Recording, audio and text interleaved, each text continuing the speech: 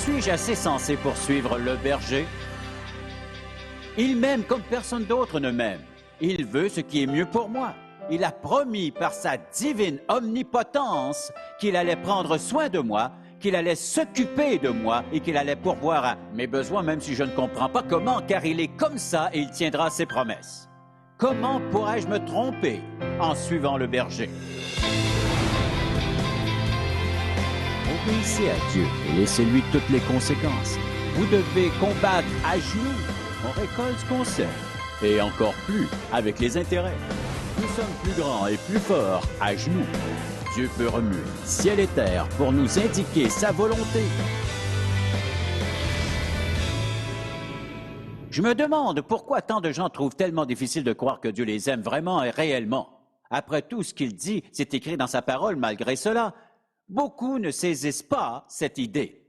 Bien sûr, si quelqu'un a grandi dans une maison où il n'y avait pas d'amour, il sera difficile pour une telle personne de concevoir le fait que si son père ne l'aimait pas ou si sa mère ne l'aimait pas, alors comment une personne qu'elle ne peut voir pourrait l'aimer? Beaucoup. Des gens trouvent difficile de croire que Dieu puisse les aimer. Il existe probablement plusieurs raisons à cela. L'une d'entre elles est qu'ils se sentent coupables. Et alors, ils ne croient pas que Dieu puisse vraiment les aimer. Ou que Dieu, dans son immense grandeur et dans toute sa majesté, comment pourrait-il avoir le temps de penser aux petites créatures que nous sommes? Ou peut-être que Dieu est trop occupé pour se faire du souci pour quelqu'un comme moi. Il existe donc plusieurs raisons pour lesquelles les gens semblent convaincus que Dieu ne les aime pas, mais rien dans la Bible ne vient appuyer leur raisonnement. Et ils font leur chemin dans la vie en ratant cette merveilleuse expérience d'un contact intime avec la personne du Dieu Tout-Puissant. Et ils ratent ce qu'il y a de plus important dans la vie. Et ils passent leur vie sans cette confiance et cette sécurité que peut procurer une relation avec Dieu. Donc être convaincu et croire de tout votre cœur que Dieu vous aime, quelles que soient les circonstances, est absolument une attitude formidable et un merveilleux don de Dieu. Vous pouvez croire qu'il vous aime parce que c'est tout à fait vrai.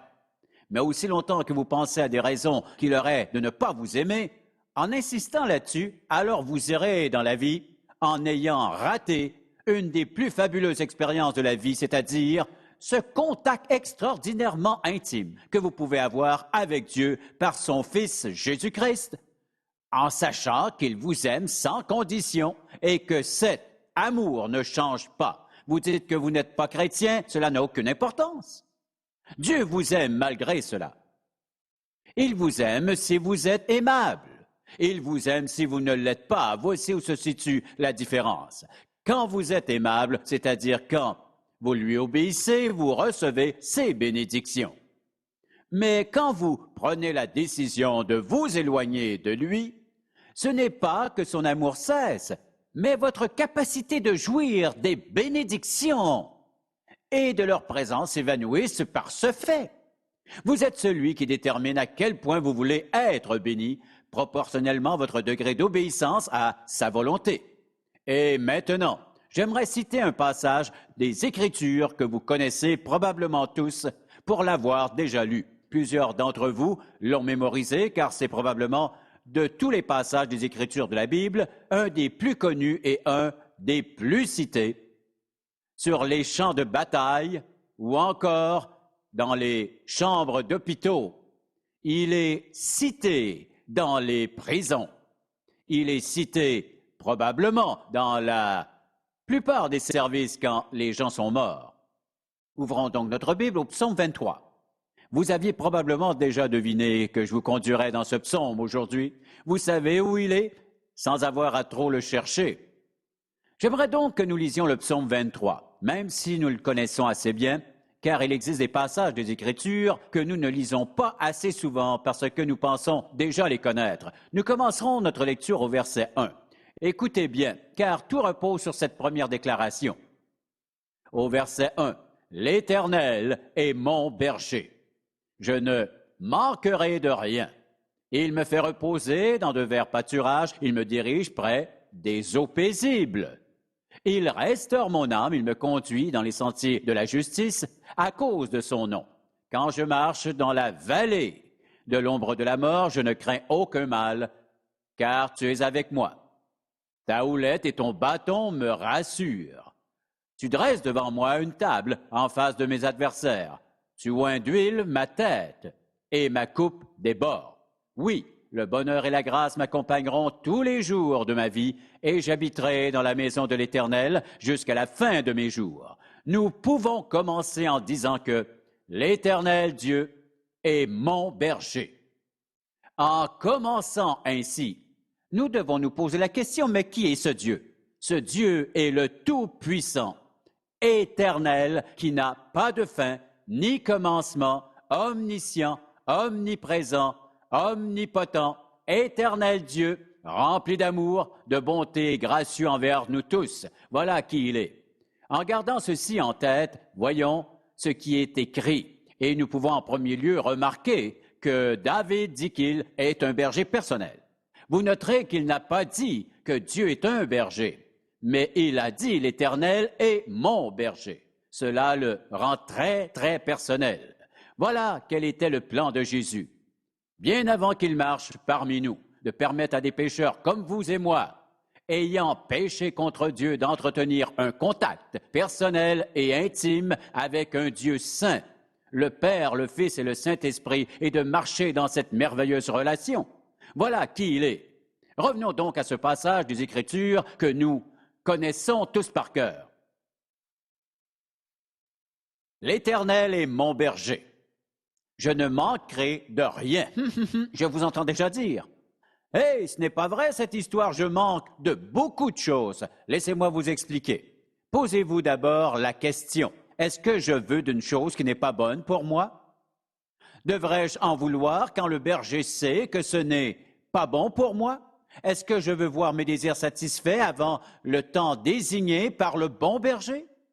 Car il existe une différence entre mes désirs et mes besoins. Nous citerons, par exemple, « Et mon Dieu pourvoira tous vos besoins selon sa richesse avec gloire en Jésus-Christ. Et ailleurs, fais de l'Éternel tes délices, et il te donnera ce que ton cœur désire. » Nous devons nous rappeler de ceci. Nous avons eu certaines choses que nous voulions. Mais par la suite, nous nous sommes mis à penser, « Oh Seigneur, j'aurais voulu que tu ne répondes pas à cette prière. » Comme s'il l'avait fait. Le bon berger sait exactement ce dont nous avons besoin et quand. Nous connaissons notre berger, mais lui nous connaît beaucoup mieux que nous le connaissons. Quand il dit « Je ne manquerai de rien », cela veut dire de rien de ce qui est bon pour moi. Je ne manquerai de rien quand le bon berger sait que c'est le bon moment pour moi de l'avoir. En disant « Je ne manquerai de rien », en suivant le bon berger, je reconnaîtrai assez tôt au cours de ma vie que je ne veux réellement rien avoir qu'il ne veut pas me donner. Car sinon, je devrais assumer les conséquences, je paierai le prix. Or, tous les parents savent que leurs enfants désirent parfois des choses qui ne sont pas bonnes pour eux.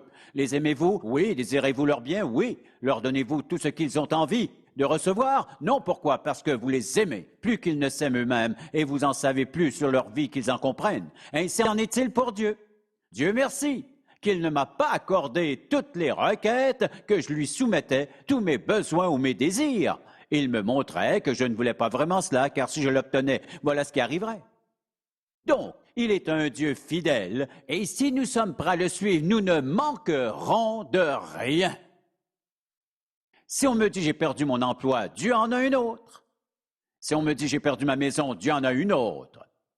En d'autres mots, je ne pourrais vous dire le nombre de personnes qui sont venues me voir ici en me disant « Vous savez, j'ai prié et dit à Dieu que je ne comprenais pas pourquoi il avait permis cela dans ma vie. » Et parfois, il revenait quelques semaines ou mois plus tard pour dire « Vous savez, Dieu savait exactement ce qu'il faisait dans ma vie, comme si c'était étonnant. » À vrai dire, il le sait toujours. Mais quand nous sommes dans une position délicate ou critique, nous l'oublions parfois. Or, nous ne manquerons de rien. Dieu vous a-t-il déjà laissé tomber quand vous aviez besoin de lui? Vous dites que vous vouliez, je ne parle pas de désir, mais de besoin. Dieu a promis de pourvoir à nos besoins. Et il dit par ailleurs, « Fais de l'Éternel tes délices et il te donnera ce que ton cœur désire. » En d'autres mots, si je fais de lui mes délices, quelle est mon attitude? Je suis d'accord avec lui. J'aime ce qu'il aime, je veux ce qu'il veut, je désire ce qu'il désire. Donc, il n'y a pas d'affrontement dans ma vie Si je respecte Dieu, aucun affrontement dans ma vie parce que je veux avoir ceci et qu'il veut cela, et pourquoi je ne peux pas avoir ceci? Parce que Dieu veut nous montrer ce qu'il y a de meilleur pour nous. Ce berger veille donc personnellement à pourvoir à nos besoins réels. Personne d'entre nous ne pourrait prétendre « j'étais dans le besoin et je sais que mon besoin était justifié, mais Dieu n'a pas exaucé ». Laissez-moi vous rappeler que si, par exemple, Dieu vous fait attendre avant de vous exaucer, s'il vous fait attendre quelque temps, rappelez-vous qu'il existe une raison spécifique divine car il veut ce qu'il y a de meilleur pour vous. Par exemple, les brebis regardent la colline d'en face où elles sont déjà allées et elles savent par expérience que l'herbe de ce côté est verte et abondante d'un point de vue humain. Pourtant, le berger qui connaît les désirs et besoins de toutes ces brebis ne les mène pas tout de suite là-bas. Il décide de rester sur place, mais les brebis savent que c'est vert en face. Parce que le bon berger sait que dans la vallée, entre les deux collines, un torrent impétueux coule actuellement et qu'il pourrait mettre la vie de ces brebis en danger s'il traversait tout de suite, car plusieurs d'entre elles pourraient alors se noyer. Ce délai n'est pas un délai, mais une initiative du berger pour protéger ses brebis. Nous pensons que si nous n'obtenons rien tout de suite, Dieu ne répondra jamais à notre prière. Et pourtant, Dieu connaît la véritable nature de nos besoins. Il sait quand nous exaucer en toute occasion. Quel genre de berger est-il? Que promet-il ici? Que nous ne manquerons de rien. Ensuite, plus loin, il me dirige près des eaux paisibles. Il restaure mon âme. C'est-à-dire qu'il est un berger capable de pardonner. Nous nous sommes tous éloignés de Dieu à un moment donné, d'une manière ou d'une autre, peut-être pour un court laps de temps ou plus longtemps. Nous avons découvert l'effet du péché, car le péché rend les gens arides au-dedans d'eux-mêmes. Le péché crée un sentiment de vide profond et aussi habituellement un sentiment d'isolement. Nous compromettons alors ce contact privilégié avec Dieu le Père. Lorsque vous et moi sommes séparés de Dieu le Père par le péché, nous sentons ce vide et un profond isolement. Je vous assure que rien ni personne d'autre au monde ne peut remplacer dans votre vie cette camaraderie, cette tendre amitié, cette intimité que seul Jésus-Christ peut donner. Nous sommes faits pour ça. Dieu nous a créés pour lui. Et lui seul peut rassasier notre cœur. Mais quand les gens s'éloignent de Dieu, après l'avoir vraiment connu, s'ils sont vraiment honnêtes, ils vous diront ce que j'entends souvent. Je me sens si vide. Mais comment pouvez-vous vous sentir vide si vous êtes aimé de Dieu? Oh, je me sens comme séparé et je me sens si seul. Ils ne font pas le lien avec Dieu. Ils se sentent ainsi parce qu'ils souffrent des conséquences du péché. Et quelle est cette conséquence? L'isolement. Et quelle est une autre conséquence? Un grand vide. Et une autre conséquence, une aridité à l'intérieur. Pourtant, Dieu nous offre tellement plus. Lorsque nous suivons le Seigneur Jésus-Christ, nous sommes remplis. Il donne abondamment tout ce que Dieu veut nous accorder au moment de son choix. Dieu n'est pas avare, car si nous continuons, nous pouvons lire « Et ma coupe déborde ». Un avare ne vous donnera pas ce qu'il y a de mieux. Toutefois, si vous n'expérimentez pas son meilleur, est-ce à cause d'un berger qui vous trompe ou à cause d'une brebis qui s'est égarée et qui maintenant court après autre chose? Les brebis ne sont pas très intelligentes. Alors, dans le livre d'Ésaïe, chapitre 53, il est écrit que nous étions tous errants comme des brebis. Chacun suivait sa propre voie. Et pourquoi donc? Parce que nous n'écoutons pas. Vous savez pourquoi tant d'enfants de Dieu vivent des épreuves? Ils écoutent la mauvaise voix. Une voix leur promettra ceci, une autre voix leur promettra cela. Et cette voix leur dit, vous devriez expérimenter cet homme ou cette femme, cette bouteille ou cette seringue, vous devriez essayer. Ce sont de mauvaises voix. Et Jésus nous prévient quand il parle du voleur et quand il parle du mercenaire, ils ne sont pas le berger, mais ils prétendent l'être et ils voudraient que vous les écoutiez. Ils voudraient vous dire quoi faire et quoi dire et ils désirent par-dessus tout que vous les suiviez. Mais vous et moi écoutons le bon berger. Et c'est pourquoi je vous répète souvent qu'une des leçons les plus précieuses qu'on puisse apprendre comme chrétien et comme disciple de Jésus-Christ est de reconnaître la voix du bon berger. Or, comment savoir si c'est Dieu qui parle? Et souvent les gens me demandent, comment savoir que c'est vraiment Dieu qui vous parle? La meilleure façon d'apprendre cela est d'ouvrir le Nouveau Testament et de lire. Lisez les évangiles pour reconnaître Jésus. Lisez les épîtres de Paul et quand vous entendez une voix qui vous dit de faire quelque chose ou d'aller quelque part et qui s'oppose aux enseignements de Jésus ou de l'apôtre Paul, alors vous entendez la mauvaise voix. Jésus ne vous éloignera pas de lui. La parole de Dieu ne vous éloignera pas de Dieu. Mais si vous refermez ce livre, si vous arrêtez de lire et de méditer votre Bible, vous n'écoutez plus l'Éternel durant votre temps de prière, demandez-vous à Dieu de parler à votre cœur, oui? Et Dieu vous dirait-il, après un temps de lecture et de prière, supposons que vous êtes fatigué après une journée épuisante, Dieu vous proposerait-il d'aller faire un tour au bar pour un 5 à 7, pour prendre un verre, peut-être se retrouver en agréable compagnie? Dieu ne vous dira jamais d'aller au bar prendre un coup avec quelqu'un pour être en bonne compagnie. Vous savez ce que vous pouvez faire pour vous retrouver en bonne compagnie? Voilà ce que vous pouvez faire. Et ça coûte bien moins cher qu'aller au bar. Deuxièmement, vous serez en sécurité. Troisièmement, c'est la meilleure façon de vous détendre. Je ne manquerai de rien, car il me fait reposer dans de verts pâturages près des eaux paisibles. Il restaure mon âme. Voici une autre caractéristique. Le bon berger nous protège avec son bâton et sa houlette. Ces articles lui étaient utiles car en ce temps-là, il n'avait pas de chien pour garder le troupeau. Alors, c'était leur protection. Certains croyants semblent entretenir l'idée que si on met ensemble un berger et une brebis, le berger frappera la brebis avec son bâton. C'est une fausse idée. Lorsqu'une personne désobéit à Dieu et qu'elle ne sent plus l'amour de Dieu dans sa vie, ce n'est sûrement pas parce que Dieu la frappe sur la tête. Ce sont les conséquences du péché qui nous frappent quand nous nous éloignons. Le bon berger est un Dieu rempli d'amour pour ses brebis et il est prêt à nous pardonner nos péchés. Chacun de nous doit répondre à cette question. Suis-je assez sensé pour suivre le berger? Il m'aime comme personne d'autre ne m'aime. Il veut ce qu'il y a de mieux pour moi. Il a promis par sa divine omnipotence qu'il allait prendre soin de moi, qu'il allait s'occuper de moi et qu'il allait pourvoir à mes besoins, même si je ne comprends pas comment, car il est comme ça et il tiendra ses promesses. Comment pourrais-je me tromper en suivant le berger? Il est donc important d'apprendre à écouter et détecter la voix du bon berger. Même les brebis savent le faire. Elles peuvent le reconnaître. Ensuite, ce berger les protège.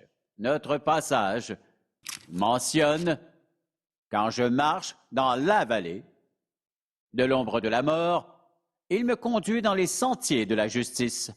Le berger me protège en me conduisant dans les sentiers de la justice. Il le fait en tout temps.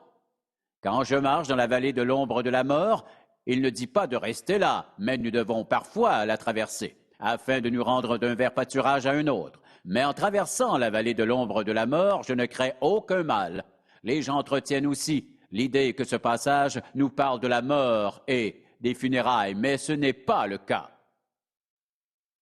Cette vallée peut être l'ombre des larmes, des souffrances, des doutes et autres choses semblables, parce que nous marchons tous dans ces vallées même après être devenus des croyants. Et nous n'aurons jamais fini de traverser ces ténébreuses vallées jusqu'au jour où nous monterons vers Dieu. Nous traverserons tous des vallées pendant notre vie. Comment réagirons-nous? Avec peur? Non, car les brebis ne craignent aucun mal. Le bon berger les accompagne, même lorsqu'elles traversent la vallée de l'ombre de la mort. Elles ne craignent rien, pour une simple raison. Car tu es avec moi, il ne les laissera jamais. Seigneur, tu es avec moi. Elles ne craignent rien à cause de la présence du bon berger. Maintenant, le bâton du berger sert à les protéger des animaux sauvages. Et la houlette, qui est munie d'un crochet, sert à récupérer la brebis prise dans un endroit inaccessible. Il l'accroche et la tire de là. La houlette est donc utile pour secourir. Quand je marche dans la vallée de l'ombre de la mort, je ne crains aucun mal, car tu es avec moi, ta houlette et ton bâton me rassurent. Ceci remplace maintenant la houlette et le bâton.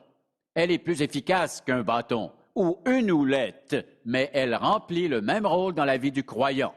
Cette Bible nous protège et nous tire d'affaire, car cette Bible contient la parole de Dieu qui nous rappelle continuellement notre contact avec le berger. Le berger reste toujours avec moi. Je le sais parce qu'il dit « Je ne vous laisserai ni abandonnerai jamais ».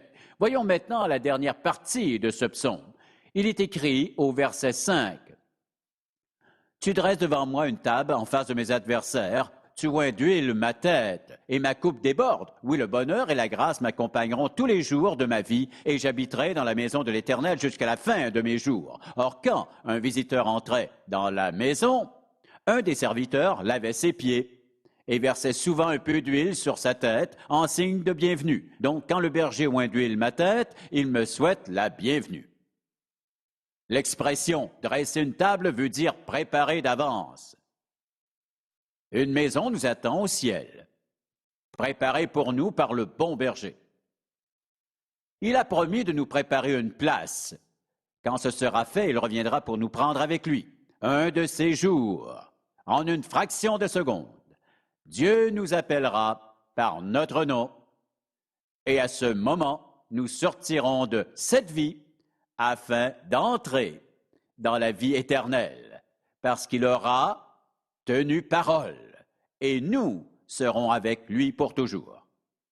L'Éternel est mon berger, je ne manquerai de rien, pendant que nous le servons ici-bas sur cette terre, le berger prépare une place pour nous. Cette promesse se trouve dans l'Évangile de Jean, chapitre 14, versets 2 et 3. Retournons à notre psaume.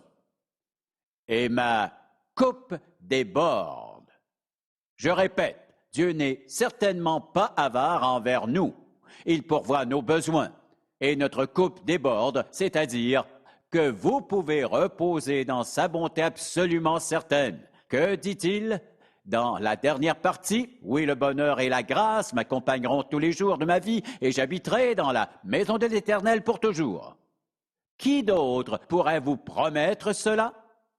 Quelle autre expérience peut vous promettre le bonheur et la grâce de Dieu tous les jours de votre vie et par la suite habiter dans une maison céleste préparée par le Seigneur Jésus-Christ pour vous et pour toujours?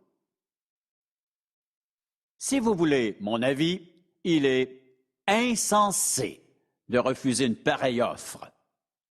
Pourquoi essayer de se traîner dans la vie loin de Dieu? C'est tellement futile, tellement inutile, que recherchez-vous alors? Vous pouvez acheter toutes les maisons, vous pouvez acheter toutes les propriétés, vous pouvez acheter tous les biens du monde que l'argent peut procurer. Mais vous savez quoi? Si vous n'avez pas Jésus, quand votre cœur s'arrêtera de battre, à quoi vous serviront tous ces biens de consommation? Certaines gens auraient donné tous leurs biens pour pouvoir vivre quelques heures de plus ou quelques jours de plus. Or, pour nous qui suivons le bon berger, tout est accompli. Cette question est réglée, car Dieu a déjà préparé une place pour chacun de ses fils et de ses filles. C'est une question de confiance et d'obéissance, et un jour vous serez là. Demandez-vous donc, qui vous voulez suivre? Si vous dites vous vous suivez vous-même, c'est très dangereux. Si vous vous suivez vous-même, demandez-vous où vous allez. Comment comptez-vous vous rendre? Sur quoi vous appuierez-vous? Et sur qui vous appuierez-vous? Et où irez-vous? Lorsque vous pensez au sens de la vie, ne pensez-vous pas qu'elle est absurde? Si vous n'avez pas Jésus, elle est futile. Et quels que soient les arguments que vous apportez, il est écrit, si un homme ne naît de nouveau, il ne peut voir le royaume de Dieu, il n'y rentrera pas. Jésus a préparé une place pour ceux qui veulent le suivre et qui le connaissent en tant que berger. Ma prière est que peu importe ce qui peut s'être passé dans votre vie, êtes-vous prêt à demander à Jésus-Christ de vous pardonner vos péchés et l'accepter comme sauveur en tant que berger de votre vie? Vous êtes alors éternellement sauvés. Il vous guidera jusqu'au dernier jour. Il vous accompagnera dans vos vallées et vos sommets. Il pourvoira vos besoins comme il l'a promis dans sa parole. Par contre, si vous le refusez, vous ne pourrez vous appuyer que sur vous-même. Vous n'aurez aucune promesse, non seulement pour demain, mais pour le reste de la journée, de l'heure, de la minute que vous vivez.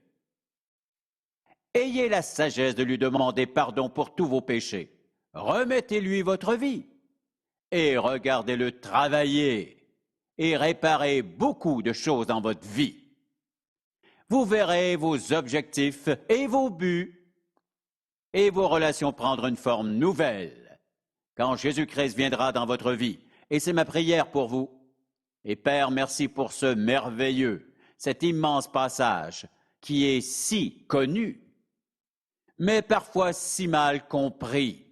Je prie que tu en clarifies le sens aujourd'hui et que toute personne qui entendra ou verra ce message soit assez sage pour dire oui. Je désire Jésus-Christ comme sauveur et comme berger. C'est une grande décision. Nous t'en prions en son nom. Amen.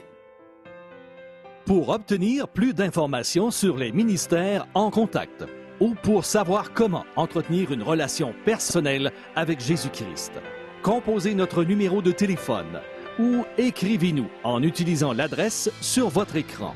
En Contact avec Charles Stanley a été réalisé par la grâce de Dieu et la fidélité de nos partenaires de ministère à travers le monde.